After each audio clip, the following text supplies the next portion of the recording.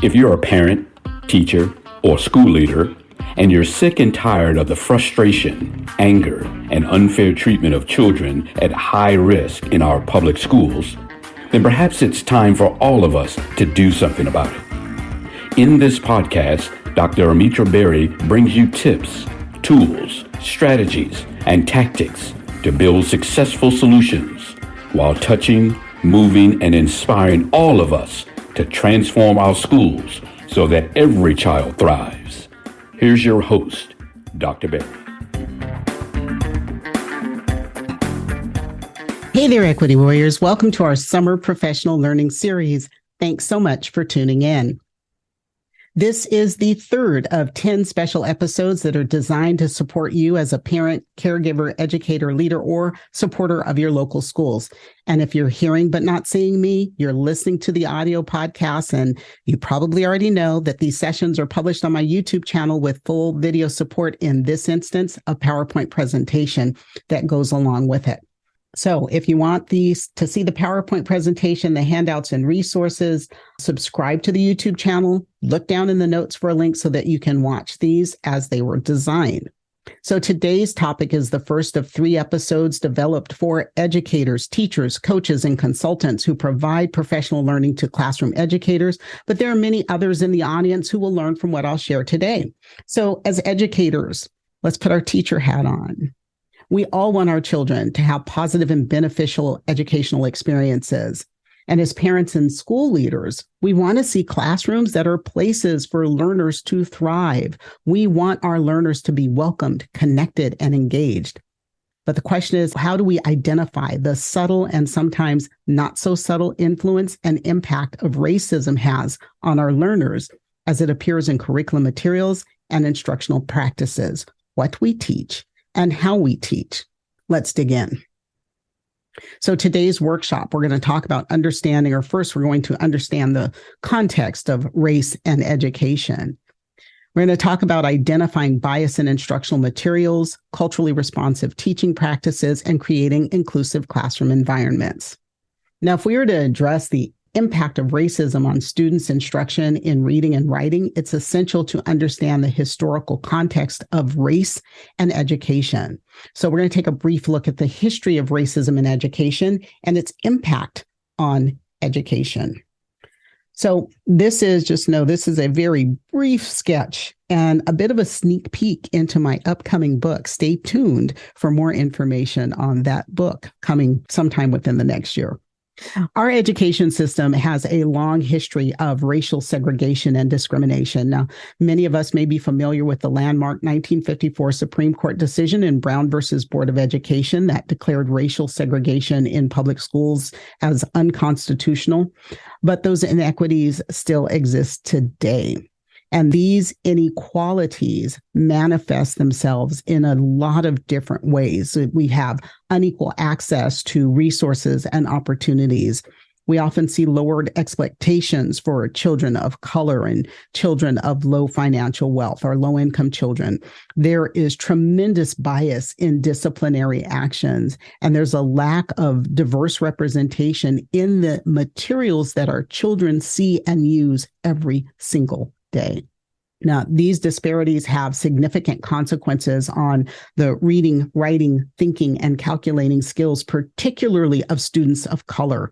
From research, we know that students who don't see themselves represented in the materials that they're reading are much less likely to engage with the content. They don't want to read what's there. This limits their opportunities for academic growth. And if you've been listening for a while, you've heard me talk about these 4 equity indicators. And that 4th indicator is impartiality, where we ask 2 essential questions. Number 1, who has representation? And number 2, are we accurately and appropriately considering the cultures of all those affected, or are we acting from a middle-class, white European, Western cultural bias?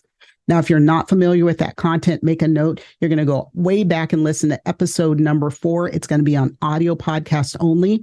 Episode number 4 on the 4 equity indicators. Again, audio only. That one's not going to be on YouTube. So representation has a huge impact. And secondly, the lack of culturally relevant pedagogy can further exacerbate these gaps because our students may struggle to connect with content or feel that their voices and experiences are not valued. So I'd like you to take a moment to reflect on your own experiences or observations related to racial inequities in K-12 education. Now, teachers, we're going to be doing like you were in the room PD. So if you are doing podcast study, there are going to be a lot of opportunities for you to hit pause and talk with the other people in the room. Or if you're doing podcast study independently, press pause, do your own reflecting and note taking. Okay. But you can also share your thoughts through chat on my YouTube channel, or you can send your thoughts and questions to askdrberry.com and I can respond to you there. All right. Time to prep your practice. Again, if you're working with a group in podcast study, I'd like for you to do a think, pair, share on this. Reflect on and discuss your own experiences or observations related to racial inequities in your school. I want you to focus particularly on the inequality of access, on lowered expectations, on bias in disciplinary actions, and the lack of representation in curriculum and culturally irrelevant practices. Just pause the podcast and then continue when you're ready. Now, if you downloaded the handout, you're going to find a few assignments and tools that I've given you that I've selected for the upcoming activity, but you can also pull out your own instructional materials and use those as we take a look at what's coming up and identifying bias in our content. So if you're working with a group that's doing podcast study, you're going to want to discuss those together. Again, always just pause the podcast and continue when you're ready. So there are 7 forms of bias that we look for in instructional materials. And this is work that I do for educational publishers before they publish content to find these things and identify them. And, it saddens me to say that I have work because this does find its way into our content still in 2023, right? So these 7 forms: invisibility, shortcuts to bigotry, imbalance and selectivity, unreality, fragmentation and isolation, linguistic bias, and cosmetic bias. 7 things that we're going to be looking for in the content that you're using in your classrooms today as we go through here. So the first one is invisibility. Now, what you don't see is what frames your worldview.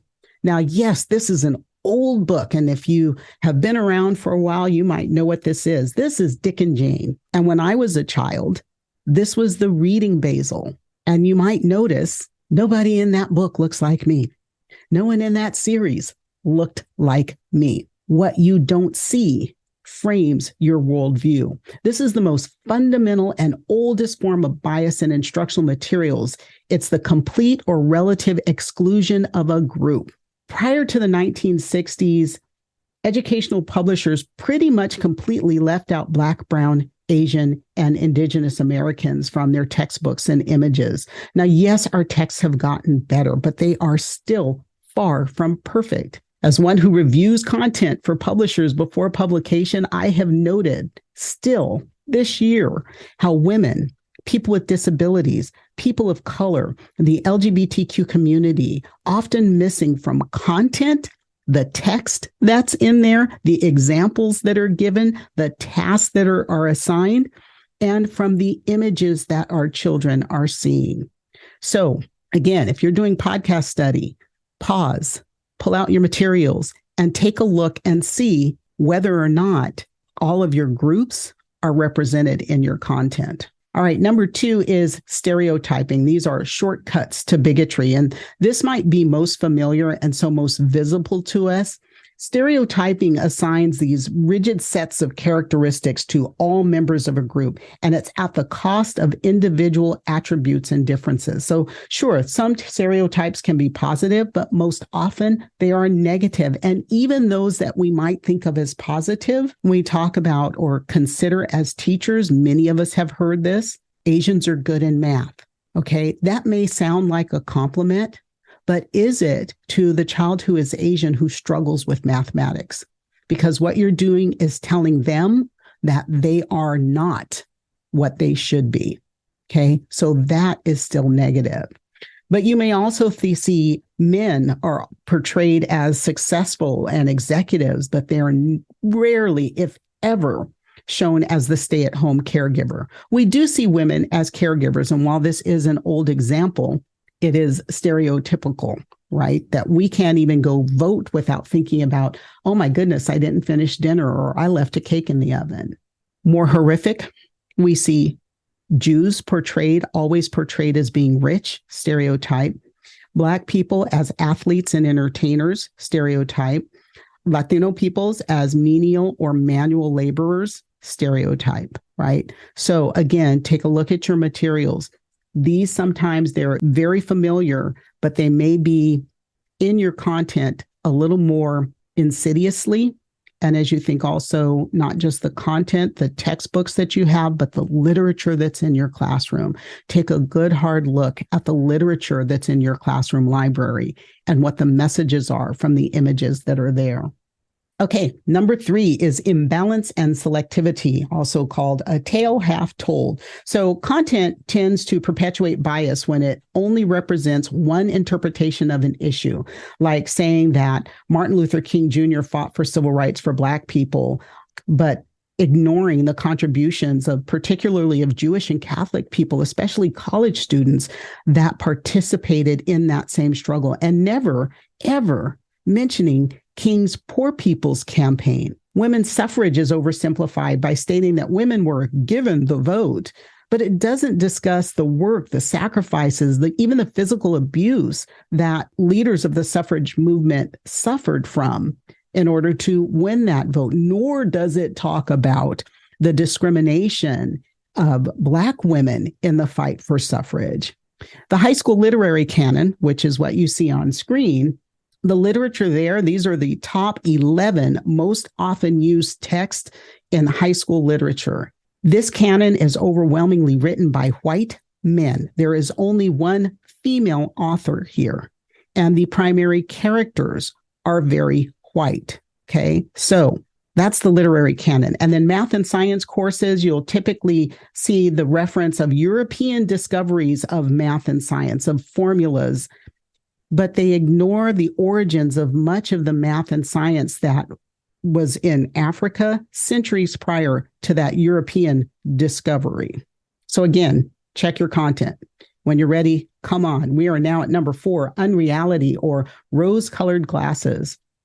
So many developers of instructional materials tend to gloss over the unpleasantries of American history.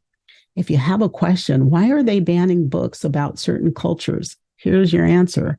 When we ignore prejudice, racism, discrimination, exploitation, oppression, sexism, and intergroup conflict, we are denying our students the information that they need to recognize, understand, and hopefully someday conquer the societal problems that we face. Again, check your content, come back when you're ready. And number 5 is fragmentation and isolation. Now, these is a parts are less than the whole type of bias. And even the way that books are formatted may have elements of bias. So you could be flipping through your books right now and notice one of these. You might see an inset box or a special section that highlights, let's say you've got the American history and modern era American history, and in a unit on the progressives, there's an inset about bootleggers or suffragettes or other diversions, right? Maybe there's a call out box in your science text that says 10 Black achievers in science. Fragmentation emerges when a group is physically or visually isolated in the text. Isolation emerges when racial and ethnic group members are depicted interacting only with others of their own racial or ethnic group.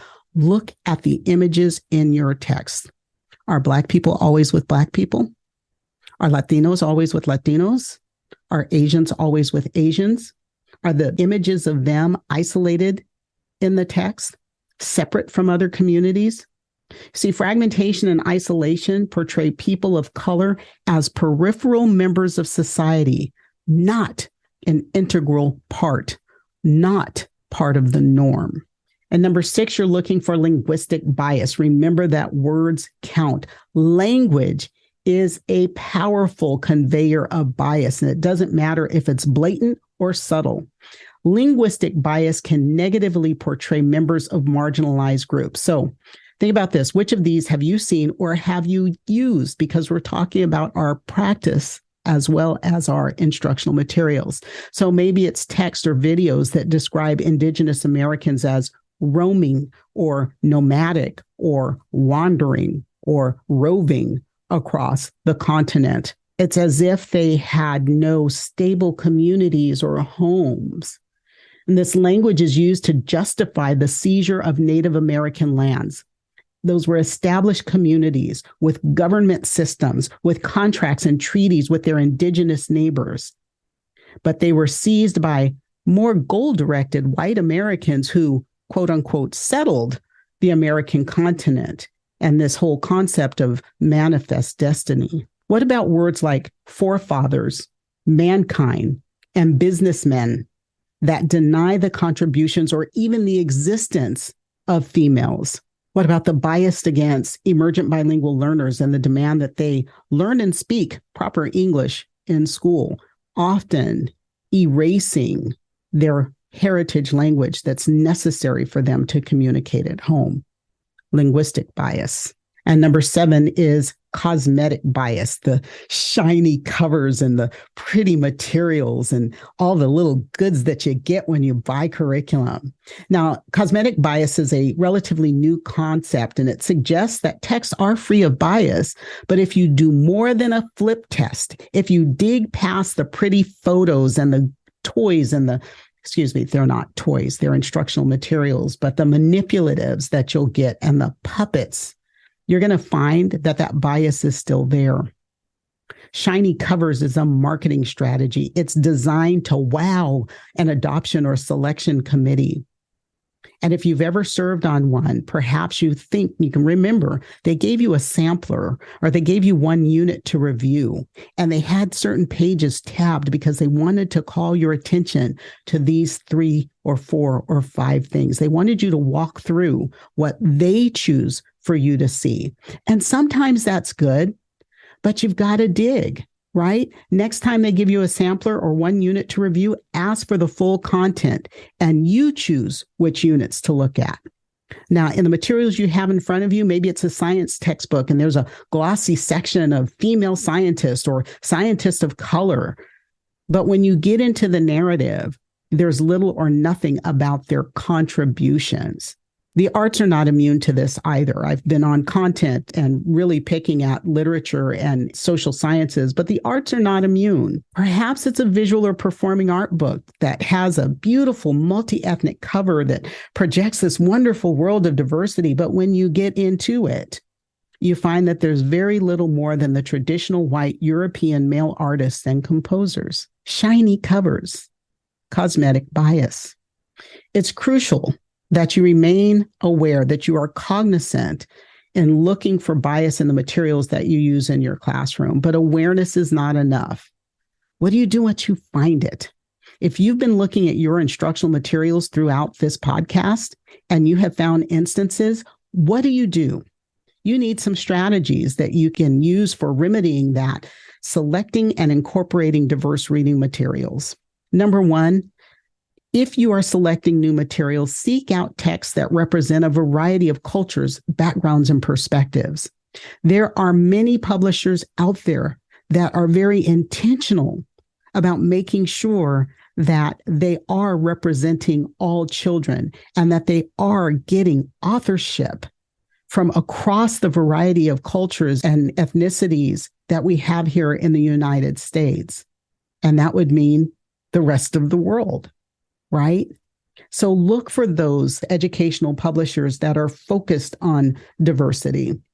Number 2, encourage your students to suggest books or articles that resonate with their own experiences. Talk to your students about the books that are in the library in your classroom, if you can still have a classroom library, but that's a whole other subject area. And I've talked about book bans on multiple episodes. Let me not go down that rabbit hole.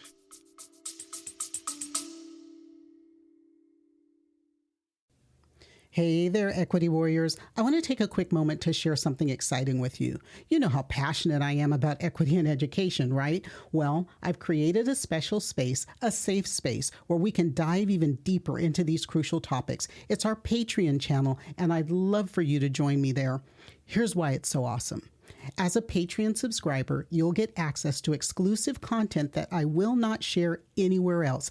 I'm talking additional insights, workshops like you would get in regular professional learning sessions, resources that can really amplify your impact in education.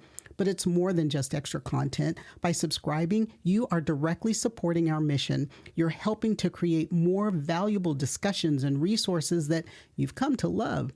You're part of the change we're making in educational systems. And let me tell you, our Patreon community, it is something special. It's a place where passionate educators and advocates can come together, share ideas, and drive real change.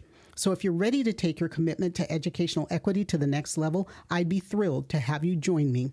Just head over to patreon.com/3E podcast. That's patreon.com/3E podcast.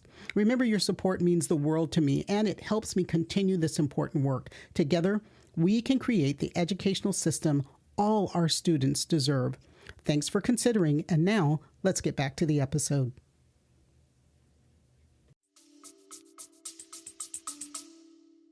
Number 3, incorporate texts that challenge stereotypes. You want to challenge the bias, the bigotry, the stereotypes. You want to promote critical thinking about race and identity.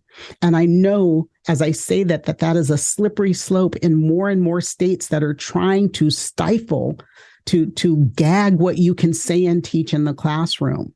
But I'll share this, and I'm going to try not to go down much of a rabbit hole.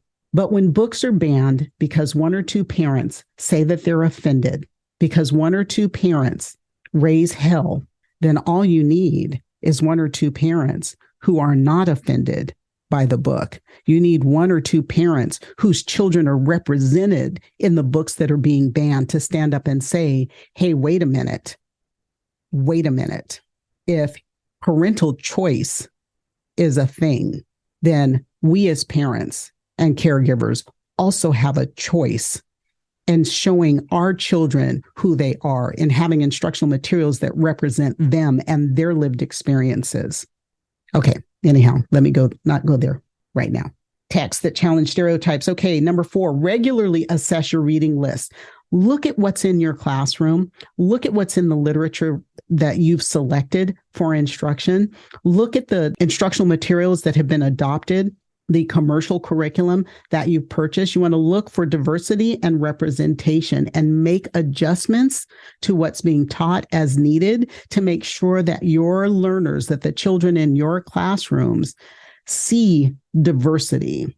And then by implementing these 4 strategies, you can create a more inclusive and engaging learning environment for all of your children. So now that we've gone over identifying bias in your educational materials, let's explore some culturally responsive teaching practices. And these are practices that are designed to support diverse learners by validating and affirming their cultural identities, values, and experiences in the classroom. So number 1, we want to recognize and value the cultural capital of your students. What they bring to the classroom is rich in its diversity and its history. So recognize that, value it. And I always say, and affirm who they are and what they bring to school. Number 2, you want to set some high expectations for all learners and support them in achieving those expectations. So maybe you might think that little Joey can never be a nuclear physicist, but that's what he wants. What do you as an educator need to do to support him in achieving those expectations? Maybe we need to raise our bar, raise our standards about what every single child can do, and then work so that our children can get there. So set those high expectations for every child. Number 3, you want to use a variety of teaching strategies that cater to the different learning styles in your classroom, but also to the different cultural backgrounds that are in your classroom. You see, different cultures have different thoughts, styles, and beliefs about learning. And if your children are coming from a cultural background that is not middle class, white European, perhaps we need to think about how learning occurs in their culture. Is it an oral history society? Do they collaborate in order to think, right? Is there talking as part of engagement? And then use teaching strategies that address and incorporate that. I know I did a podcast on that about engagement and learning styles. It's only a few episodes back. Check that out. Number 4, encourage critical thinking and reflection on issues of race, culture, and identity. And again, I know in some states that's going to be a bit of a slippery slope. I certainly don't want you to get fired. Because Dr. Berry told me on the podcast that I should do this. Okay, be safe first and foremost, but as much as you can, you still want to encourage critical thinking and reflection.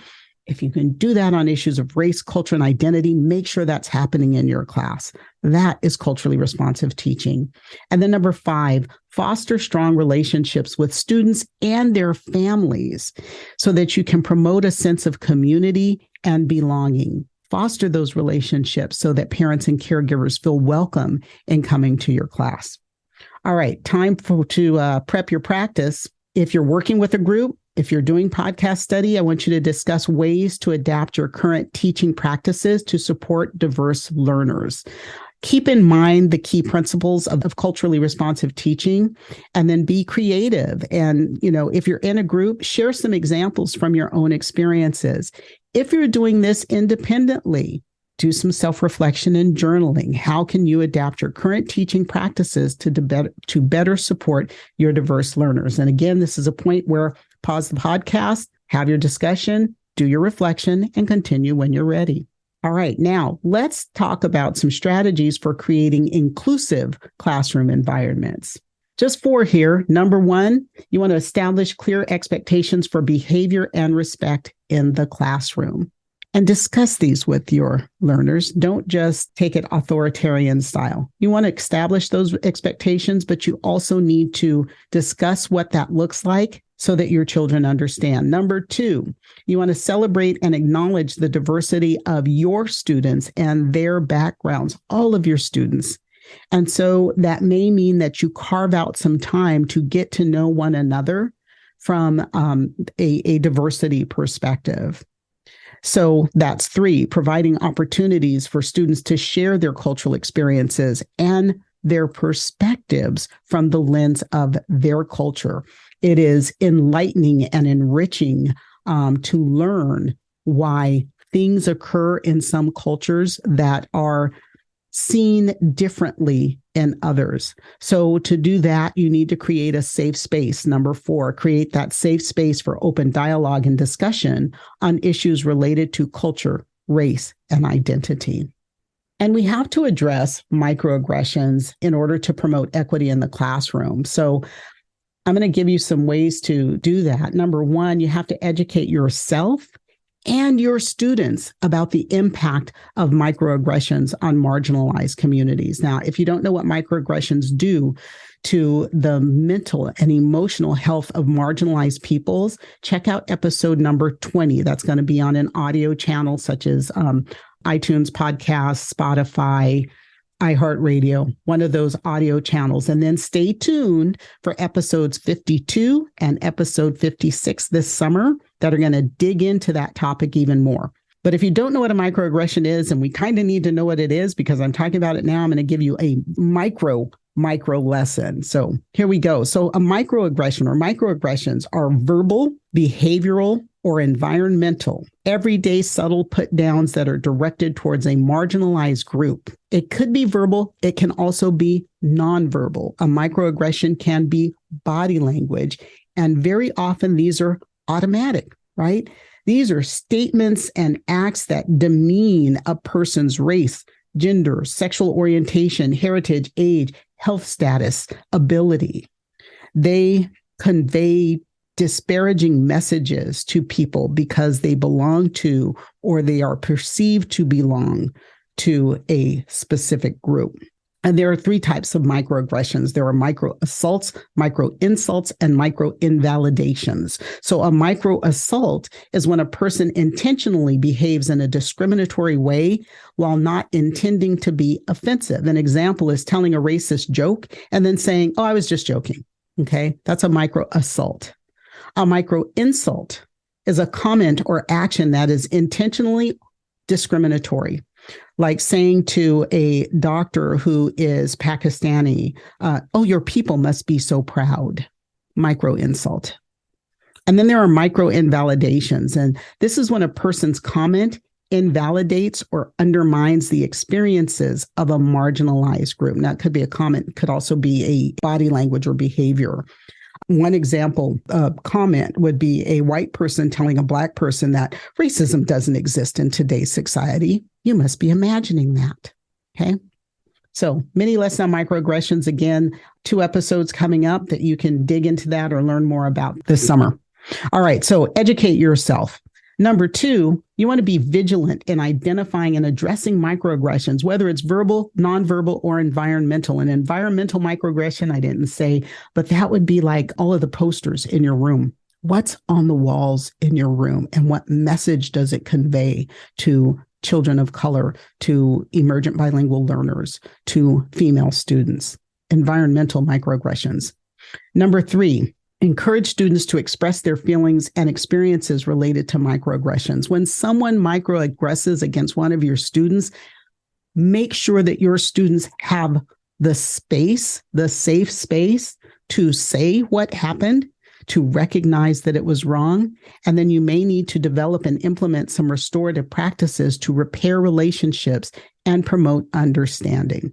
All right. So key takeaway recap here: understanding the context of race in education, identifying bias in instructional materials, implementing culturally responsive teaching practices, which also goes right along with the biases that we have in instructional materials. We want to be looking at our practices for those same 7 biases can find their way into how we teach. So look for culturally responsive teaching practices, and then create an inclusive classroom environment, focusing very much on making sure that microaggressions do not occur in your space. All right, that's it for today. Thanks for joining me, and I hope you have some new tools and strategies for addressing inequity in not only in K-12 education, but today in your classroom, what you teach and how you teach it. Continue to join me every week. Send me your questions, topics, and requests to askdrberry.com. And I'll answer those questions and bring you experts to help address those topics. I always ask you, like, share, subscribe, turn on notifications. And as always, don't worry about the things you cannot change. Change the things you can no longer accept. And I'll see you next time. That's it for today's episode of the 3E Podcast. Head over to iTunes and subscribe to the show. One lucky listener every single week that posts a review on iTunes will win a chance in a grand prize drawing to win a $25,000 value private VIP day with Dr. Berry herself. Be sure to head over to 3epodcast.com and pick up a free copy of Dr. Berry's gift. Then join us on the next episode.